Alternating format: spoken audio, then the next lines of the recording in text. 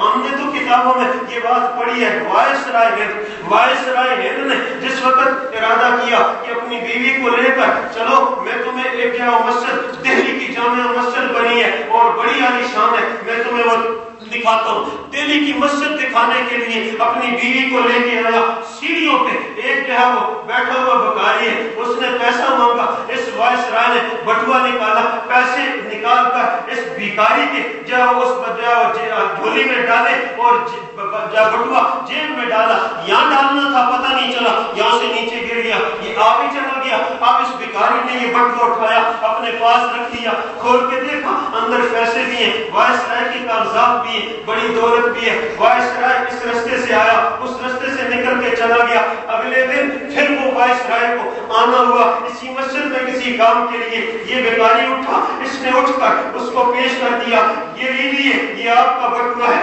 Viceroy نے کہا کیا یہ بٹوا تو نے دیکھا نہیں کھول کے؟ کہتا ہے میں نے دیکھا۔ کیا تجھے نظر نہیں آیا پیسے؟ کہا میں نے پیسے بھی دیکھے، مجھے پتہ ہے آپ کا بٹوا ہے، پھر یہ تو نے رکھ کیوں نہیں لیا؟ تو بیکاری بھی ہے اور تو منگتا بھی ہے، تو اگر یہ رکھ لیتا تیری زندگی بن جاتی، تجھے مانگنے کی ضرورت نہ پڑتی، یہ بٹوا تو نے رکھ کیوں نہیں لیا؟ اس نے آگے سے کہا جی ہاں میں رکھ لیتا تو میری بات بن جاتی، آپ کو پتہ نہ چلتا، صرف ایک خیال نے مجھے یہ بٹوا واپس کرنے پہ مجبور کر دیا۔ کہا وہ کیا خیال ہے؟ کہا میں نے سوچا کہ میں نے اپنے علماء سے سنا ہے کہ جو جس نبی کا کلمہ پڑھتا ہے اس نبی کے جھنڈے کے نیچے قیامت کے دن اٹھے گا۔ آپ عیسیٰ علیہ السلام کو مانتے ہیں، آپ ہو سکتا ہے عیسیٰ علیہ السلام کے جھنڈے کے نیچے جائیں، میں محمد رسول اللہ کا کلمہ پڑھتا ہوں، میں محمد رسول اللہ کے جھنڈے کے نیچے جاؤں گا، کل کو کہیں ایسا نہ ہو عیسیٰ علیہ السلام میرے آقا محمد مدنی صلی اللہ علیہ وسلم کو یہ تانا دے دیں کہ آپ کی امتی نے میرے امتی کا بٹوا چرایا تھا،